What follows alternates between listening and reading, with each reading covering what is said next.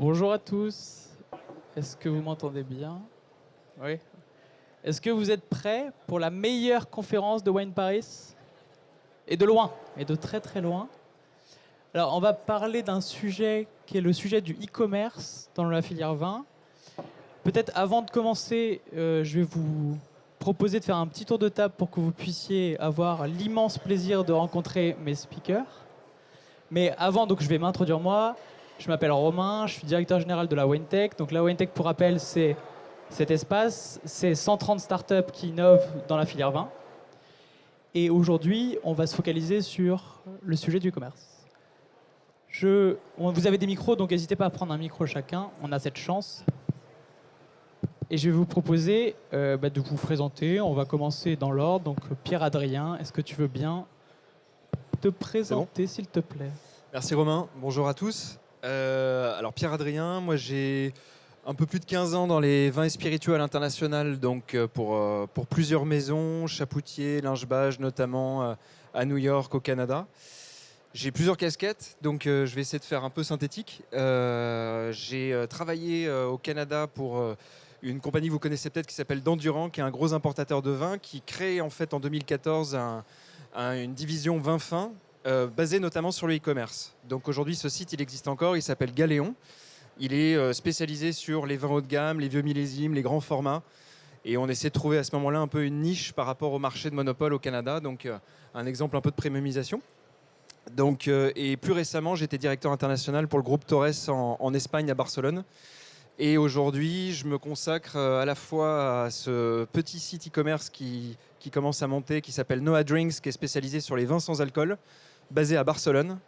Et en même temps, j'ai une autre casquette. J'accompagne Ariani, qui est une compagnie de NFT, leader français des NFT dans le luxe, pour le scaling dans les vins et spiritueux. Ouais, c'était un peu long, pardon. Non, c'était top. Edouard. Je disais, on va en reparler. Bonjour à tous. Donc moi, je m'appelle Edouard Marguin. Je suis le CEO, le directeur des opérations en français de Lavinia, qui est un caviste indépendant, familial, qui a une vingtaine d'années. On est présent aujourd'hui en retail à Paris, à Madrid, à Genève. Et une partie du modèle repose aujourd'hui sur le retail. La deuxième jambe, c'est l'e-commerce qui existe chez nous depuis 2001, mais qui a vraiment pris son envol depuis, je dirais, 7-8 ans, en passant de 5-7% à un peu plus de 50% du business aujourd'hui. Et une dernière activité qui est le B2B2C, puisque l'enseigne Lavinia n'adresse que le consommateur final, mais on le fait aussi auprès des entreprises. Et donc ça, c'est beaucoup tout ce qui est cadeau d'affaires, incentive, etc. Voilà, en très, très rapide. Top, super, merci beaucoup. Christopher. Bonjour à tous. Christopher Armelin, CMO Nicolas. Alors moi, je ne viens pas du vin. J'ai échoué chez Nicolas, si vous me permettez l'expression, premier caviste de France, qui a deux jambes aussi, web et magasin, mais je suis un pur bébé du web.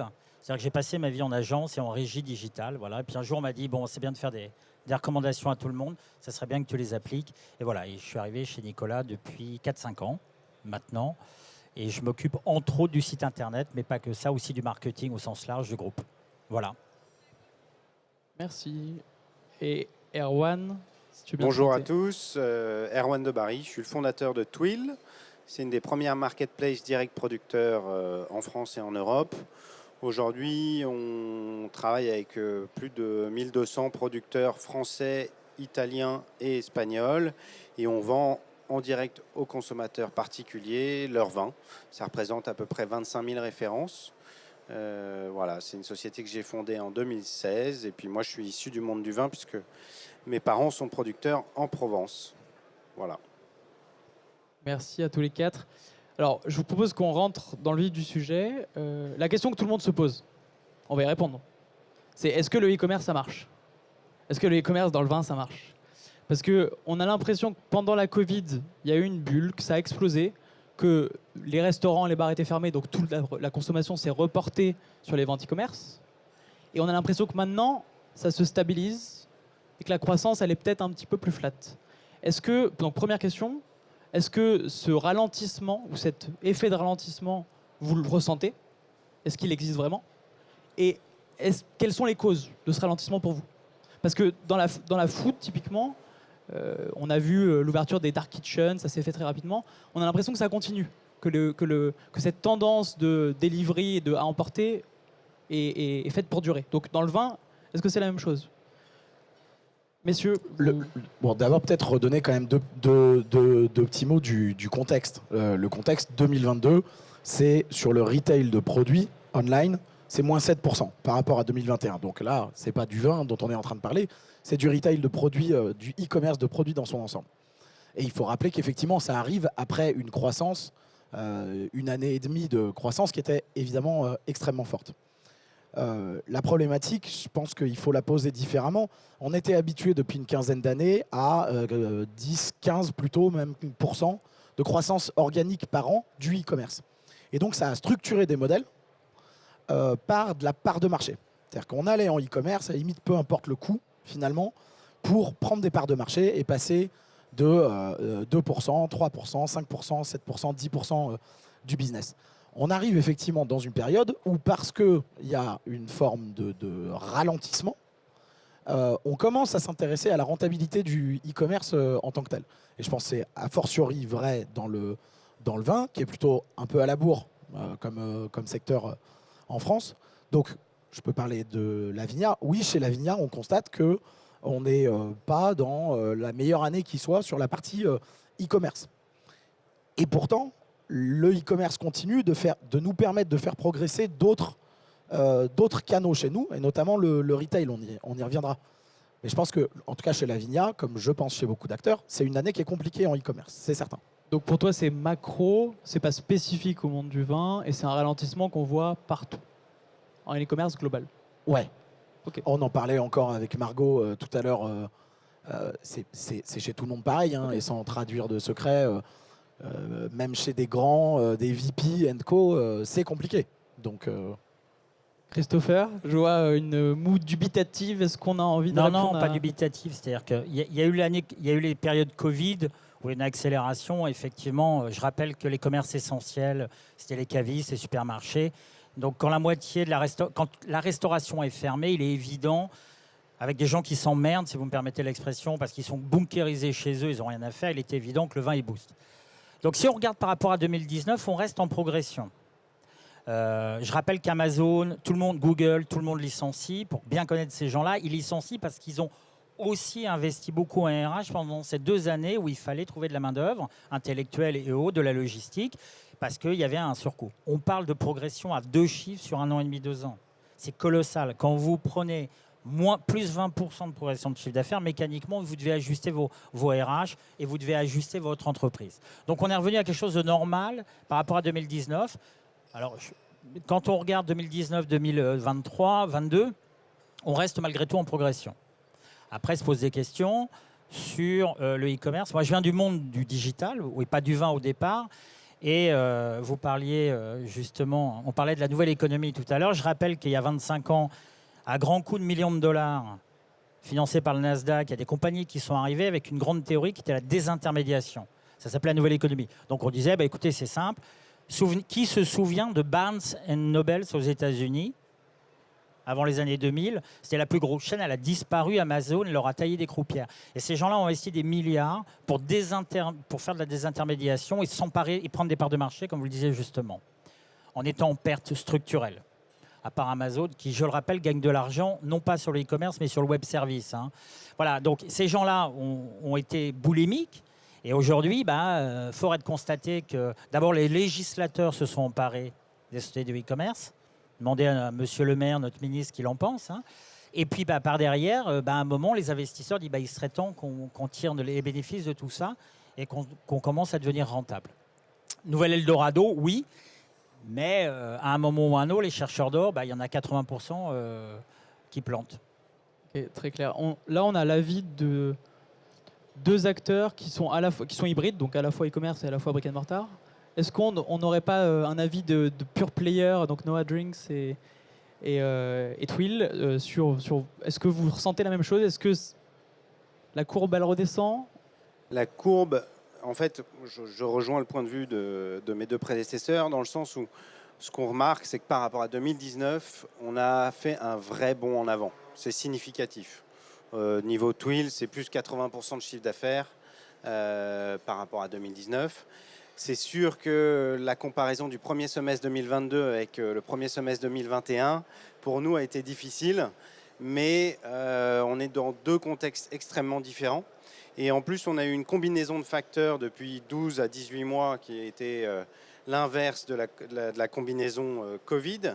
Pendant le Covid, on avait des producteurs qui étaient inquiets de leurs débouchés, qui étaient prêts à faire des efforts sur leur prix. On avait des transporteurs, le prix du pétrole n'a jamais été aussi bas.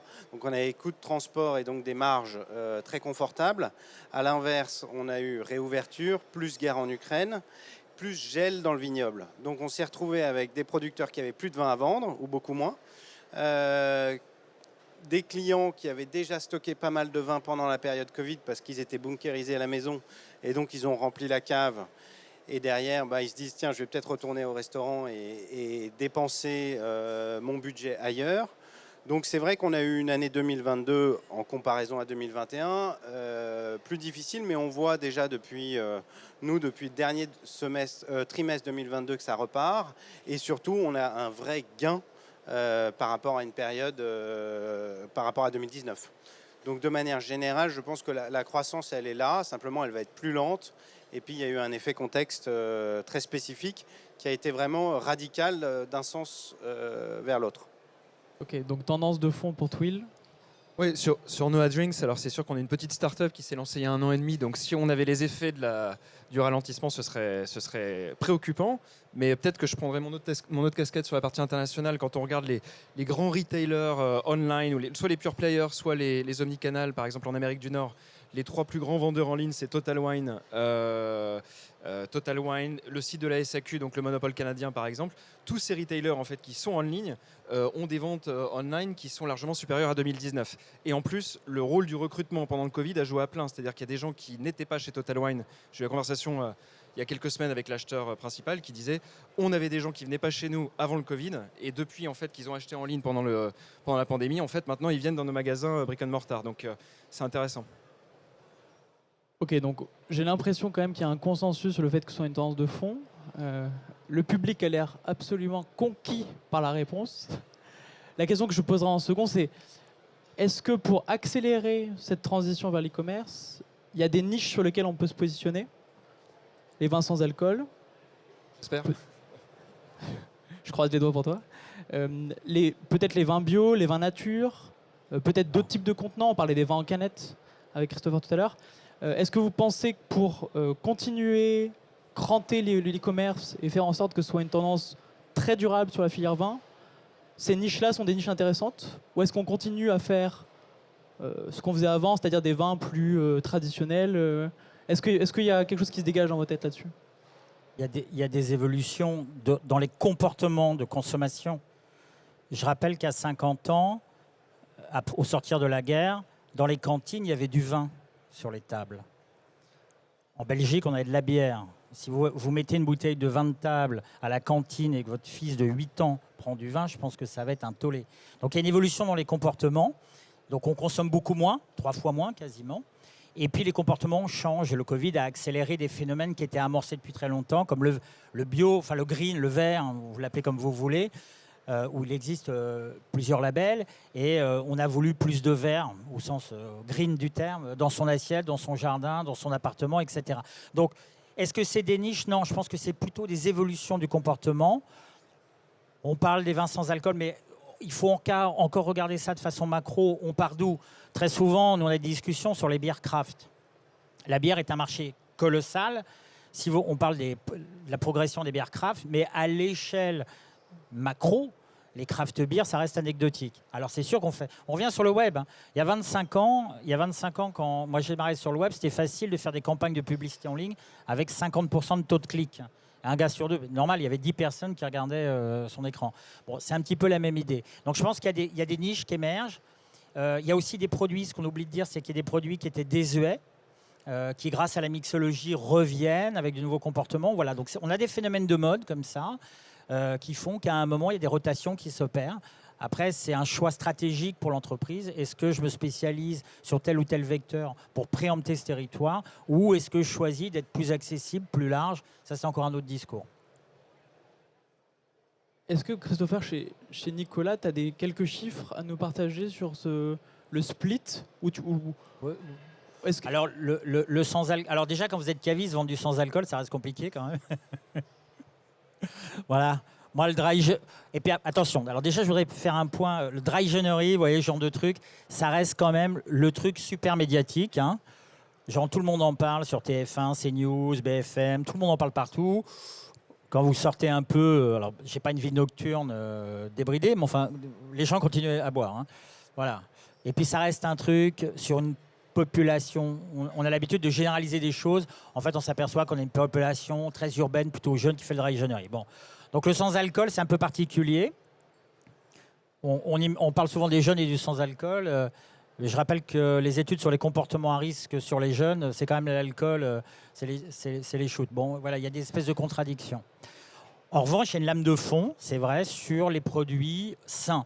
Il y a une volonté d'aller sur des produits sains. On est dans des comportements plus hédonistes.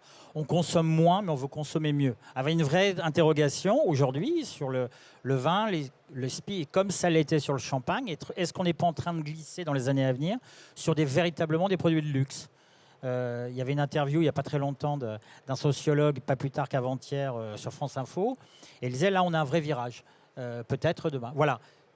Mais on va sur quelque chose où on consomme moins mais mieux, indéniablement. Les gens mettent plus d'argent sur les produits et ils veulent se faire plaisir. C'est clair. C'est une transition intéressante, je pense, pour toi, Edouard. Lavinia a un positionnement qui est assez différent de celui de Nicolas. C'est plutôt du premium. Ce qui ne veut pas dire que Nicolas l'est pas. Ils en ont. Tu disais, Christopher, ça va de 4 € à 10 000 €. Ça va les premiers prix historiques. Il y a des petits prix, mais chez nous, c'est les petites récoltes. C'est emblématique, hein, c'est 5 €. Et puis, si vous voulez une bonne bouteille de Romanée Conti, on peut se débrouiller pour en avoir. Mais il y en a un peu moins. Il y en a un peu moins. Il faudra payer plus cher. Non, on est sur un positionnement à l'inverse de Lavinia. On a toujours prôné l'accessibilité. C'est dans notre ADN depuis 200 ans. Voilà, on doit essayer de répondre au plus grand nombre. C'est notre volonté. Et donc, chez toi, Edouard, est-ce qu'il y a la volonté d'aller chercher ces niches ? Donc, ça peut être typiquement diversification des produits. On va sur du spiritueux. Ça peut être, on va un petit peu plus sur du vin bio nature. Est-ce que c'est une volonté ? Est-ce que c'est affirmé chez vous ? Est-ce que vous voyez que c'est des niches de croissance qui sont plus porteuses et qui décrochent un peu plus sur les taux de croissance ? Alors, il y a plusieurs questions dans ta question, mais donc le positionnement d'abord, parce qu'effectivement, Lavinia, je considère qu'on est sur un marché de niche. On est sur un marché de niche en termes de clientèle. Panier moyen en boutique, on est autour de 280 € hors taxe. On est à peu près dans les mêmes eaux en ligne. Prix moyen unitaire chez nous, autour de 70 € hors taxe la bouteille. Donc effectivement, quelqu'un qui achète au quotidien des bouteilles à 100 €, on est en train de parler d'un marché de niche. Je ne sais plus quel est le prix moyen d'une bouteille de vin en France. Enfin, on est globalement autour des 5-6 €. Grande distribution. Après, ça dépend des canaux, mais effectivement, en grande distribution, on sera plutôt sur les 4-5 €. Et quand vous êtes chez les cavistes, vous tournez à 10 €, 10-12 €. Voilà. Parce qu'il y a aussi ce phénomène. Hein. 8 bouteilles sur 10, je le rappelle, sont vendues en grande distribution aujourd'hui. Ouais, absolument. Donc, de fait, on vend des vins chez Lavinia qui ne sont pas vendus en grande distribution, c'est-à-dire techniquement qui n'ont même pas de code barre pour l'immense majorité, qui ne sont pas scalables. J'ai pas le terme français, j'espère que tout le monde est en phase avec ça, mais que le vin, c'est un produit qui est fini et on travaille majoritairement avec des vignerons qui produisent moins de 10-15 000 cols à l'année pour la plupart. Donc qui ne pourraient même pas alimenter un réseau de magasins comme celui de Nicolas. Donc on est déjà différenciant là-dessus. Pour faire le lien avec le web, ce qui m'intéresse, c'est la capacité de faire, je dis souvent que chez Lavinia, on fait du drive to store to web. C'est de profiter de ce bassin d'audience extraordinaire qu'est Internet, au sens large, pour faire connaître la marque, toucher ma niche et les faire venir en boutique. Donc je vais chercher une audience sur Internet, pas pour la faire acheter sur mon site, parce que si c'est le cas, je vais commencer à acheter des mots-clés de type achat, vin, et je m'adresse à 100 personnes, dont 99 cherchent un vin à moins de 10 €, a priori. Donc je dépense du budget pour rien. En revanche, créer des expériences en boutique et aller chercher des vrais amateurs en leur disant on fait une dégustation de Romanée Conti à la cave, venez découvrir, alors Romanée Conti, mais on peut le faire avec des choses beaucoup plus accessibles aussi. Je vais profiter d'Internet pour faire connaître la marque et faire venir en boutique sur des expériences, faire découvrir des vignerons, des cuvées, qu'ensuite on va pouvoir très facilement recommander par Internet. Parce que là où je te rejoins, c'est qu'effectivement, ce que la période Covid a amené, c'est de nouveaux clients qui ne connaissaient pas cette commodity, qui avaient peur, il y a bien tout un tas de freins à l'achat sur Internet encore, et que ça a permis de cranter. Donc des gens qui se sont rendus compte que globalement, c'est quand même vachement plus simple de se faire livrer chez soi 2 caisses de vin que de repartir de chez son caviste avec. En revanche, pour les découvrir, alors il y a des méthodes, hein, il y a des échantillons, etc. Enfin, globalement, c'est quand même plus difficile qu'auprès de son caviste en boutique. Donc, la réponse à ta question, c'est je ne suis pas sûr qu'il y ait des niches. Le bio, chez nous, c'est plus de, hormis les vins de Bordeaux et les grandes maisons de champagne, et encore, ils y viennent, c'est quasiment exclusivement bio, voire biodynamie, voire nature. Je ne suis pas certain que ce soit une niche particulière. La niche qui nous intéresse, nous, c'est la niche de clientèle. C'est-à-dire les gens qui consomment de moins en moins et qui consomment, comme tu l'as très justement dit, Christopher, de mieux en mieux. Parce que je pense que chez La Vigna, depuis 2015, à ma connaissance, il n'y a pas une année où le panier moyen n'a pas augmenté chez nous, online. Il n'y a pas une année où le prix unitaire moyen n'a pas augmenté online. À contrario de à peu près tout le marché. Hein. Donc, notre prix unitaire moyen, je crois que c'est à peu près le panier moyen en France aujourd'hui, qui doit être aux alentours de 67, 68 euros. Chez des spécialistes du e-commerce. Nous, on est plutôt à 150, mais on n'est pas... Mais au global, sur les chiffres FEVAD, je pense que le panier moyen aujourd'hui, retail de produits, c'est à peu près dans ces eaux-là. Donc la niche, c'est plutôt le côté premium et comment on exploite au mieux l'audience en ligne pour nourrir ces réseaux, quand il y a un réseau, ou ces boutiques, pour faire venir des gens pour faire grandir la brand awareness. Voilà. Très clair, super clair. Pierre-Adrien, bon, toi, tu es sur un marché de niche. Ouais. C'est un petit peu la problématique inverse.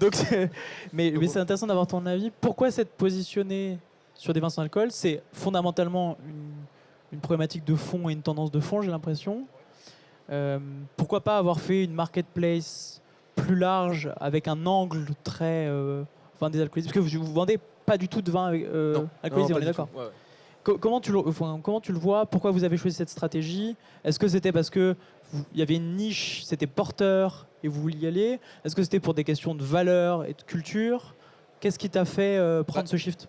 Ouais, non, c'est une très bonne question. Il y a une intersection qui est très intéressante entre le sans-alcool, la partie healthy, pardon aussi pour l'anglicisme, mais bon pour la santé, etc., et premium. Donc en fait, on était sur une intersection de 2-3 tendances de consommation sous-jacentes très très fortes. Et en fait, nous, notre pari, entre guillemets, c'est de créer cette niche, de la scaler et de l'augmenter, et ensuite éventuellement de faire du recrutement sur des produits un peu périphériques. Alors c'est vrai que la problématique est un petit peu renversée. Et ce qui est intéressant, c'est qu'on voit que... Alors, je te rejoins tout à fait sur la partie premium, parce que nous, on est sur le marché espagnol où, historiquement, ils achètent des bières à 40-50 centimes la bouteille, et nous, notre prix minimum, c'est 2,50. Donc, on a intérêt à être plutôt bon en service consommateur et en marketing, et que nos produits soient aussi très qualitatifs. Mais ce qui est intéressant, c'est qu'on voit que 70% de nos clients consomment aussi de l'alcool. C'est-à-dire que ce n'est pas des ayatollahs du sans-alcool, ou en tout cas des gens qui ne peuvent pas boire du sans-alcool du tout pour des raisons de santé ou de religion, etc. Non, ce sont des gens qui sont sur la modération et qui veulent avoir accès à des produits de qualité. Et donc, on espère à un moment donné recruter sur d'autres types de consommation. Ouais. Très clair. Erwan, est-ce que c'est encore un autre business, toi, que tu fais, qui ressemble à aucun de ces trois-là? Est-ce que chez Twill, vous avez l'impression qu'il y a des tendances porteuses, peut-être le bio par exemple? Est-ce que c'est quelque chose qui fonctionne mieux que l'ensemble de ta gamme? Alors le bio, c'est déjà installé chez nous et je pense chez les autres depuis quelques années.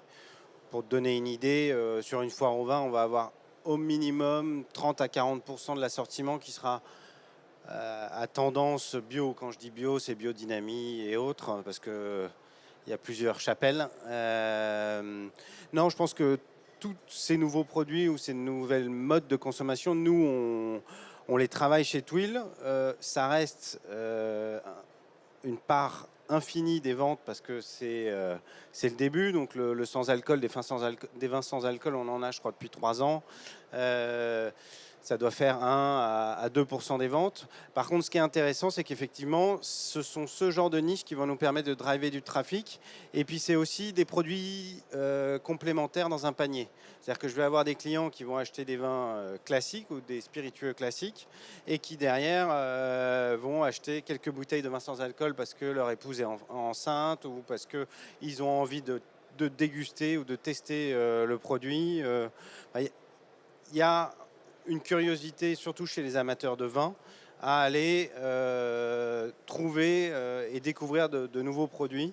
Et c'est ça qu'on voit chez Twill. Et la force de la marketplace pour nous, c'est clairement de pouvoir référencer de manière quasi infinie ce type de produit et du coup capitaliser sur le trafic que ça génère, même si en termes de vente, aujourd'hui, ce n'est pas encore ça qui fait le chiffre. Ça, un point important. Sans alcool, aujourd'hui, c'est un vrai goût. Parce qu'on parle beaucoup de produits, mais on ne parle pas de goût. Je ne sais pas si vous aviez goûté un vin sans alcool ou un produit sans alcool il y a 5 ans. C'était de la limonade, quoi. Donc aujourd'hui, il y a aussi ça, c'est que il y a l'évolution éventuellement des comportements sur certaines niches, et puis il y a aussi une évolution technique des produits. On est sur de l'innovation technique. Parce que si vous êtes amateur de vin et que ça ressemble à rien, voilà. Si ça ressemble à du champomy, je suis désolé pour les marques, ça reste du champomy, quoi. Il n'y a pas le patron de Champomy ici, je crois. Non, par contre, je vous conseille effectivement, petite parenthèse, pour le public, d'aller voir. On a 2-3 startups qui travaillent sur la désalcoolisation des vins. Et effectivement, je te rejoins, Christopher. J'en ai goûté, moi, il y a 5-7 ans. Et c'était vraiment, vraiment dégueulasse, il ne faut pas se mentir. En tout cas, c'était mon avis. Et je trouve que maintenant, ça se rapproche de vins qui sont très, très bons. Et on va même sur des vins, des sparkling, des vins pétillants, il y a des choses qui se font qui sont vraiment très, très bonnes. Donc, je vous conseille d'aller les voir, ils sont juste derrière. N'hésitez pas à 15h. J'ai une autre question. Quand je vous écoute, j'ai l'impression qu'il y a quand même un jeu de vase communicant entre mon site e-commerce et mes boutiques, donc ma partie brick and mortar. C'est quoi le curseur? C'est quoi le juste curseur? J'ai l'impression que quand on est un Twill ou un Noah Drinks, donc pure player, on va vouloir ouvrir des boutiques pour renforcer sa présence dans des grosses métropoles, typiquement. Quand on est un ancien brick and mortar, parce que Nicolas a commencé comme ça, d'ailleurs, il n'y avait pas de e-commerce, on a tendance à vouloir ouvrir de l'e-commerce. On a lancé la livraison en 1840, hein, quand même, avec des chariots. 1840 Ouais, comme quoi, en fait, on n'a pas de pétrole en France, mais on a des idées, disait Giscard, et on n'est pas loin, quoi. Ouais, non, c'est vrai, ouais, c'est vrai. Donc, où est-ce que vous mettez le curseur? C'est quoi la bonne formule entre ma strat e-commerce, mes boutiques physiques? Edouard, peut-être que tu as un avis particulier parce que vous avez peu de boutiques, mais historiquement, c'était quand même là que ça drivait le maximum de trafic et que le revenu se faisait. À Paris, je pense que vous n'avez plus qu'une boutique, 2 peut-être, une. Et vous en avez dans des super endroits, à Lisbonne ou à Madrid peut-être? À Madrid, effectivement, sur l'avenue Montaigne madrilène qui s'appelle Ortega y Gasset. À Genève, à Paris, on est au 22 avenue Victor Hugo, à 100 mètres de l'Étoile, juste à côté de chez Prunier, pour ceux qui connaissent le restaurant. En préparant la conférence, je donnais un exemple d'une grande marque dans le fashion qui fait beaucoup de choses en noir, avec des lettres TK, pour ceux qui voudraient chercher. Et en fait, son patron du e-commerce me disait que à chaque fois qu'ils ouvraient une boutique physique dans une ville, ils le considéraient comme une dépense marketing. Alors là, on parle d'un grand réseau.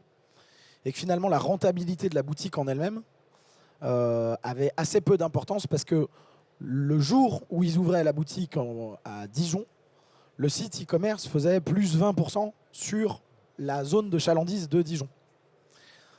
Ce qui est un peu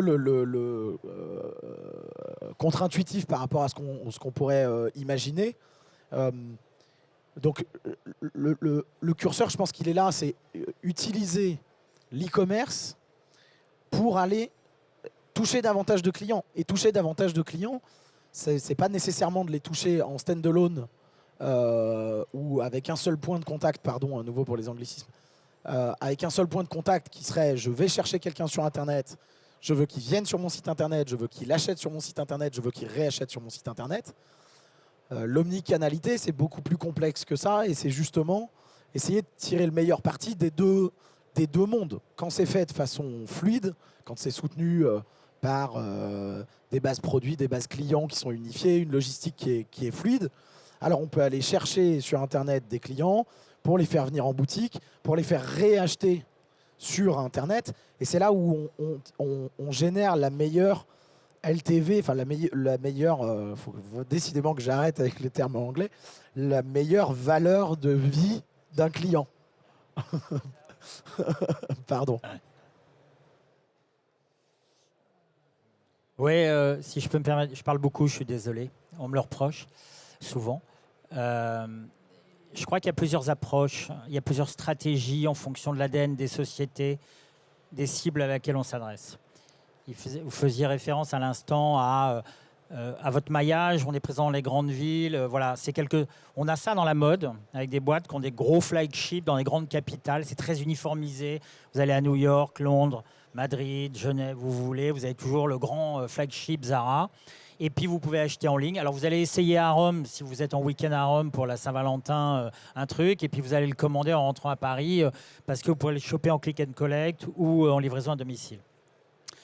C'est qu'une vision du monde, parce que ça reste un problème de maillage et de territorialité. Alors, je n'ai pas fait l'armée ni l'école supérieure de guerre, mais j'aurais été militaire, je vous aurais dit, c'est comme une carte d'état-major. On positionne ses pions sur une carte mondiale, européenne, etc.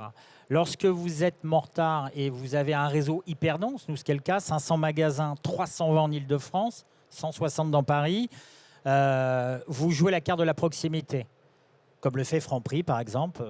Je rappelle que Franprix, à Paris, a à peu de choses près, pour vous citer un ordre d'idée, un magasin tous les 400 mètres. Pourquoi ? Parce que le déplacement d'un Parisien qui fait ses courses, en 80% des cas, il va à moins d'une station de métro. L'écart entre deux stations de métro, c'est 800 mètres. Donc, en faisant tous les 400 mètres, vous couvrez la station de métro. C'est pas plus compliqué que ça. Hein. Ça s'appelle du géomarketing. Donc, voilà. Donc, je pense qu'en fonction de votre ADN, en fonction de votre clientèle et de la nature du service que vous voulez rendre, effectivement, vous n'avez pas les mêmes stratégies. En revanche, et on le voit avec les pure players qui cherchent à ouvrir des points de vente, on est typiquement, en fonction de sa clientèle, dans cette logique de territorialité, de cette logique de maillage. Moi, je dis tout, je viens du web, pas du retail, et je suis arrivé dans le retail et j'ai en fait, c'est la même chose. Hein, c'est une énorme toile et vous mettez des points partout. Hein. Voilà. Ça s'appelle le mainstream dans le web, si on reprend l'anglicisme. Voilà, ça s'appelle le flux de clientèle dans la rue ou le passage devant une boutique dans le retail. C'est exactement la même logique. On n'est pas entre Lavinia et Nicolas, on est sur deux positionnements, deux stratégies radicalement différentes. Il y a un territoire européen dans des grandes capitales et nous, on est sur de la proximité. Et vous regardez, pour ceux qui habitent dans une métropole, ce qui est en bas de chez vous, vous allez trouver un Franprix, un Carrefour City, un Nicolas, une boulangerie Paul, toujours les mêmes. Hein. Et c'est vrai à Londres et c'est vrai à Paris. C'est vrai à Madrid, etc., etc. Super intéressant. Est-ce que côté Twill et Noah Drinks, parce que là on est encore sur une logique différente, pour l'instant vous êtes des pure players e-commerce, est-ce qu'il y a des velléités de se diversifier en ayant des points d'ancrage physiques ? J'ai vu il y a peut-être 2 semaines, le Petit Ballon ouvrait une troisième boutique à Lyon. Donc on voit bien qu'il y a une logique quand même d'implantation physique, alors que le réseau lyonnais est déjà très dense en termes de cavistes. Hein. Est-ce que, Erwan, c'est une des stratégies que vous comptez d'une manière ou d'une autre suivre, mettre en place ? Alors chez Twill, pour moi, je suis convaincu que le futur sera lié justement au click and mortar. C'est-à-dire que nous, on a commencé en ligne. On est un peu spécifique puisqu'on est une marketplace. On travaille en direct producteur. Donc quand vous achetez sur Twill, vous achetez chez un vigneron en général pour avoir la livraison gratuite, il faut prendre une caisse. Donc c'est des typologies d'achat qui sont très spécifiques et qui sont très complémentaires avec, pour moi, un réseau physique. C'est-à-dire que demain, le e-commerce, de manière générale, et dans le vin aussi, ce sera, je vais pouvoir récupérer ma commande de Marcel Lapierre qui ne fait que 15 000 bouteilles par an et qui n'est pas présent chez Nicolas dans tous les magasins parce qu'il n'a pas la production pour. Et en parallèle, je vais la retirer chez Nicolas, ma commande, et je vais acheter tel ou tel produit de complément. Pour moi, il y a deux raisons principales au fait que les deux vont se rapprocher. C'est qu'un, dans le parcours du client, c'est ce qu'il y a de plus logique. Et c'est ce qu'a très bien su faire Fnac Darty.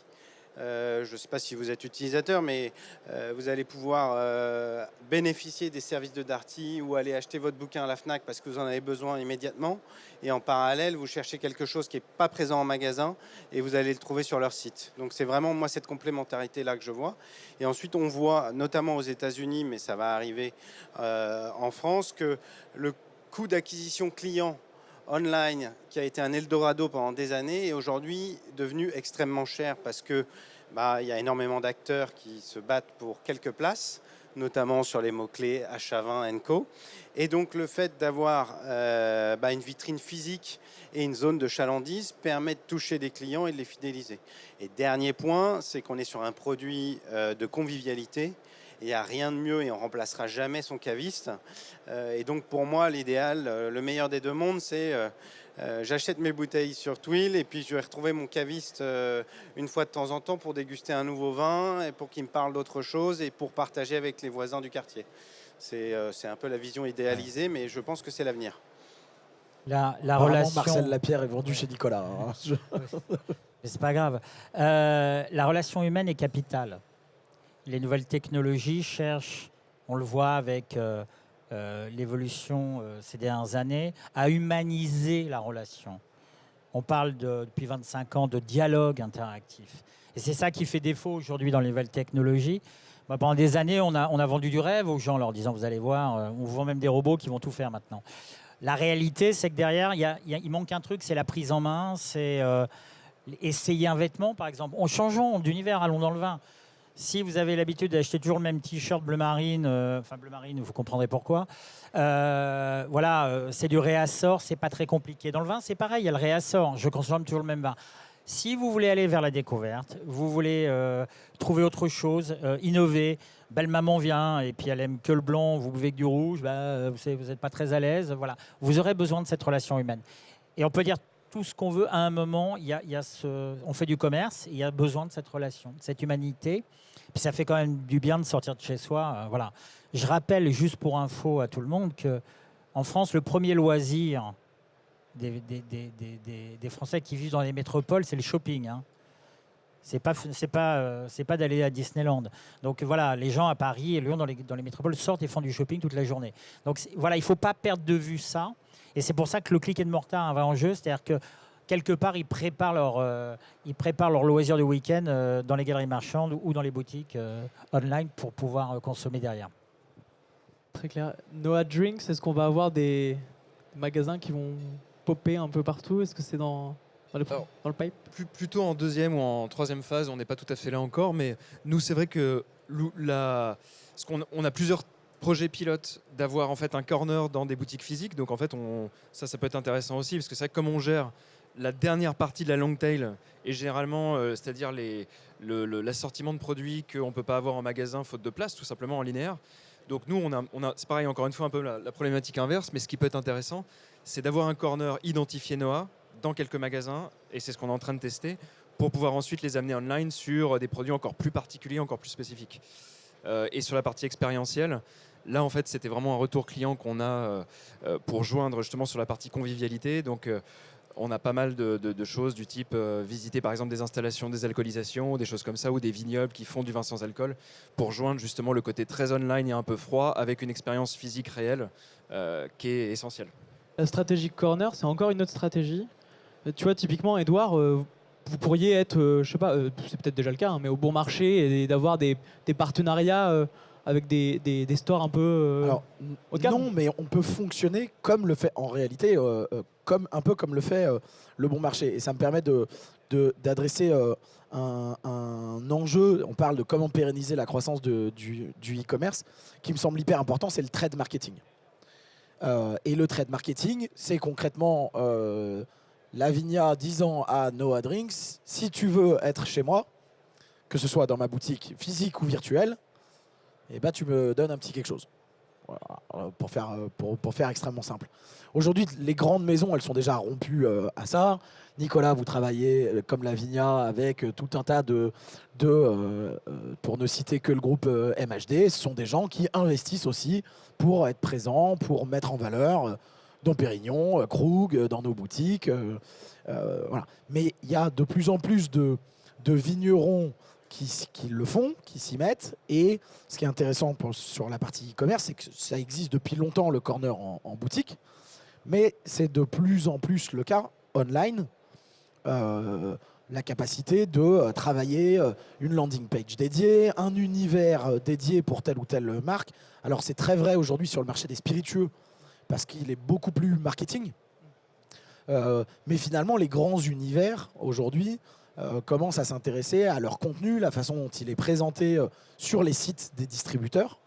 Et le trade marketing, c'est une vraie possibilité de transformer son site e-commerce en régie média et de rentabiliser davantage, notamment les coûts d'acquisition prohibitifs qu'il faut effectivement débourser pour aller chercher un nouveau client online, par exemple. Si effectivement les partenaires avec lesquels on travaille participent à l'effort de guerre d'une certaine façon, ça permet de pérenniser un peu.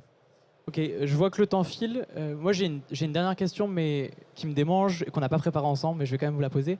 Mais avant, j'aimerais bien ouvrir des questions au public. Si jamais quelqu'un a une question, on peut en prendre 2 ou 3. On a une question là-bas. Je vais faire circuler le micro.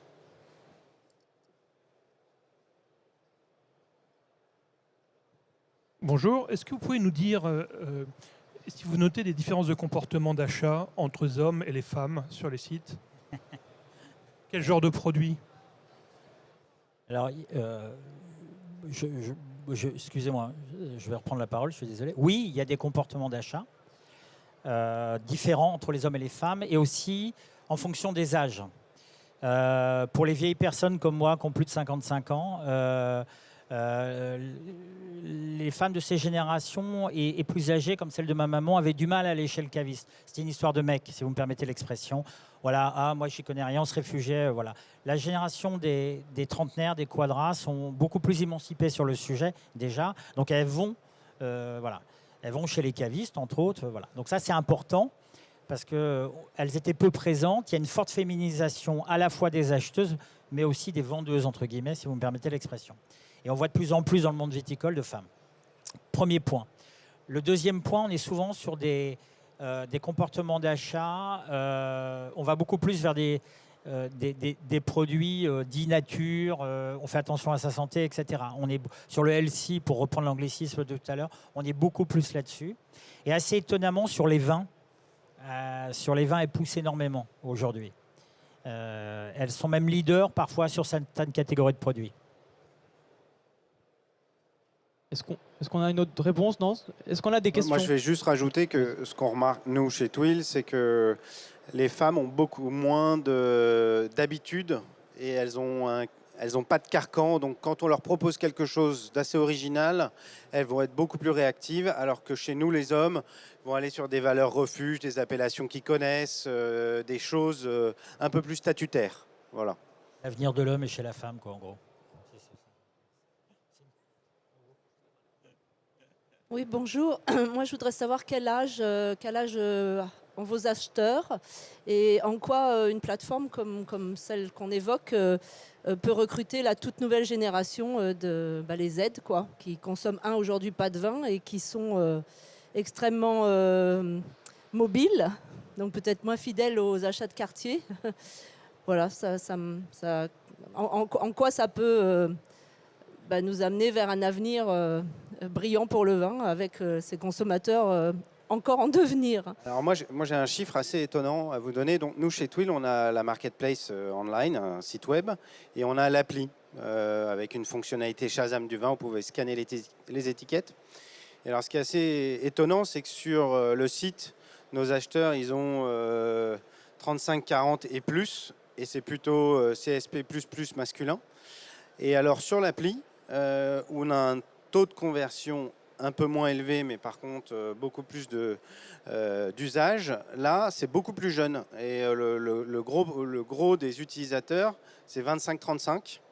Et ce qui est assez intéressant, en fait, ça revient un peu à la génération Yuka, c'est qu'on se rend compte que cette jeune génération s'intéresse beaucoup à ce qu'elle boit. Donc elle est peut-être au restaurant ou ailleurs quand elle utilise Twill et elle scanne. Nous, notre challenge, c'est d'arriver à les convertir en clients. C'est pour ça qu'on a lancé l'abonnement premium à 39 € par an avec la livraison illimitée, parce qu'on s'est rendu compte que c'était des gens qui n'avaient pas forcément une cave. Et donc quand vous achetez 6 bouteilles par producteur pour avoir la livraison gratuite, c'est un frein. Mais en termes d'usage, ils sont vraiment là sur l'application à se renseigner sur les notes. Nous, on a en moyenne 1000 notations par semaine de vins qui sont scannés. Et en fait, la jeune génération va beaucoup consulter les notes et les avis de la communauté, beaucoup plus que les avis d'experts. Pour eux, les notes de Parker, ça a beaucoup moins de valeur que la note TripAdvisor ou Twill.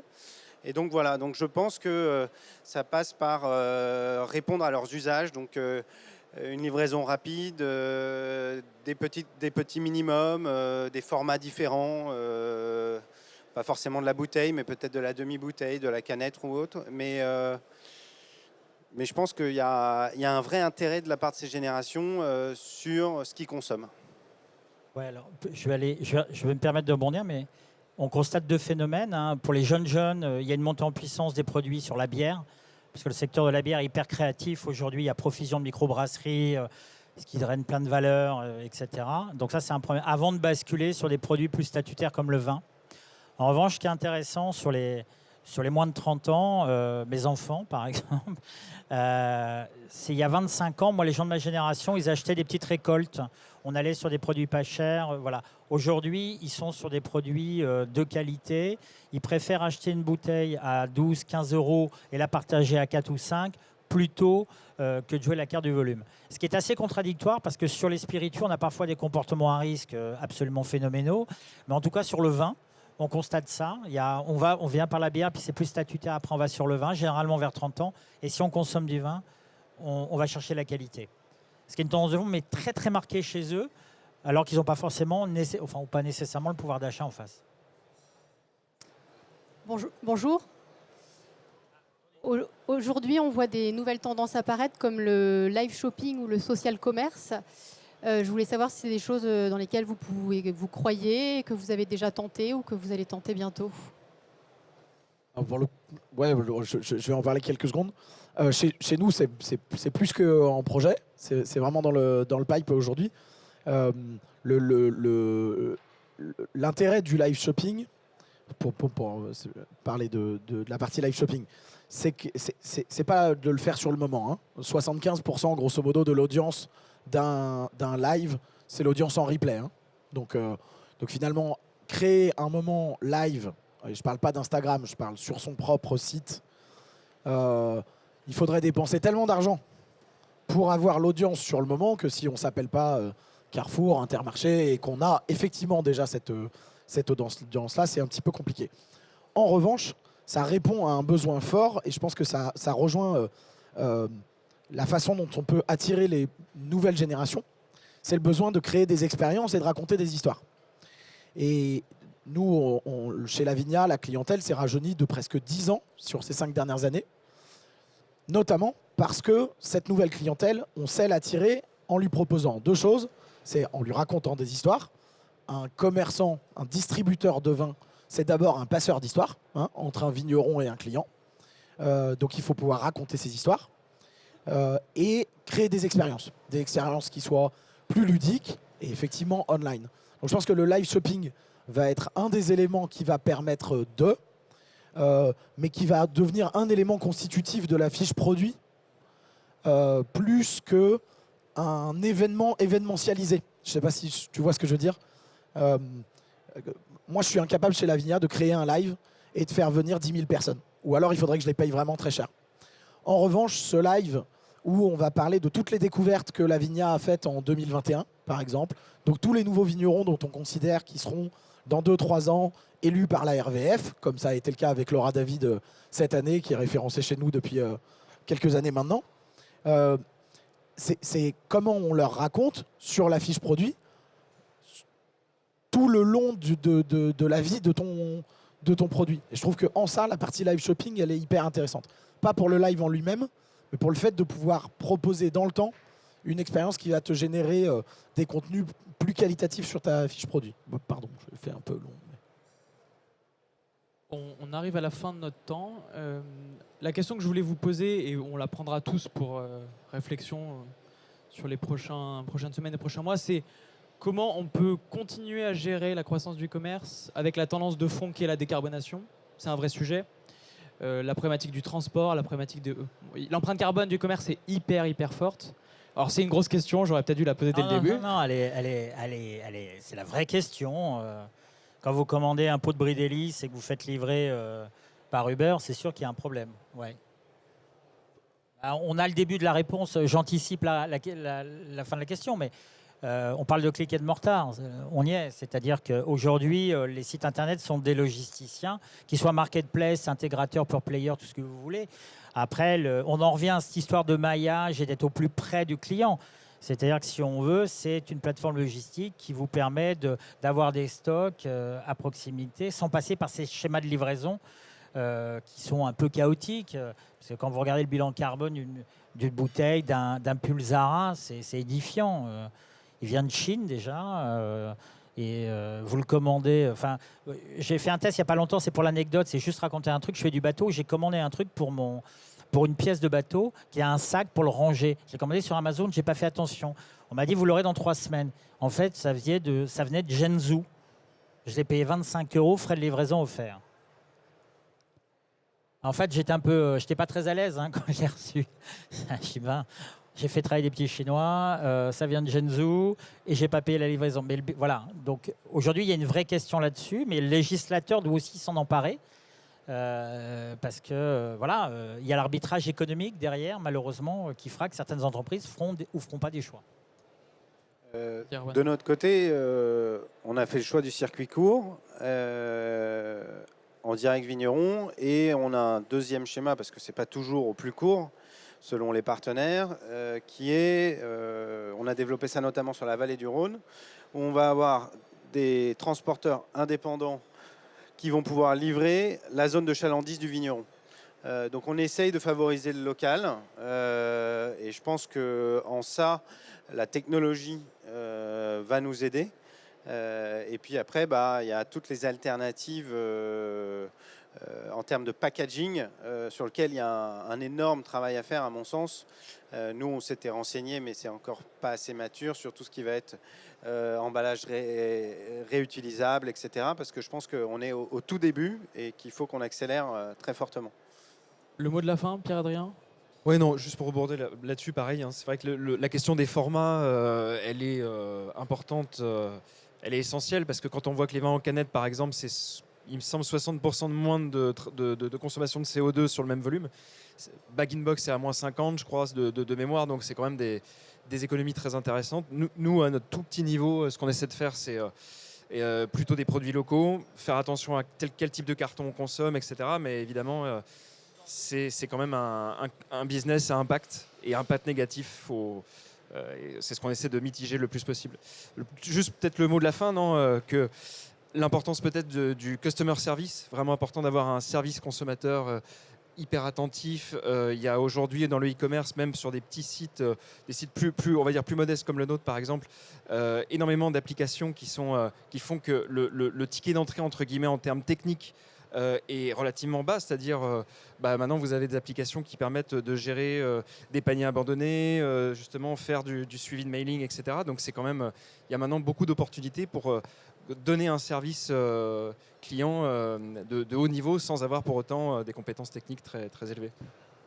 Merci infiniment à tous les 4. Merci à tous d'être venus. Merci. Je pense que c'est la fin des conférences aujourd'hui. À 15h30, concours de pitch, pour ceux qui veulent. Vous avez le droit de mettre des cartons rouges et des cartons verts. Et demain, je crois que la première conférence est à 10h sur les NFT. Donc demain, c'est plutôt Web 3. Et donc n'hésitez pas à venir nombreux. Merci beaucoup, passez une bonne fin de journée. Merci.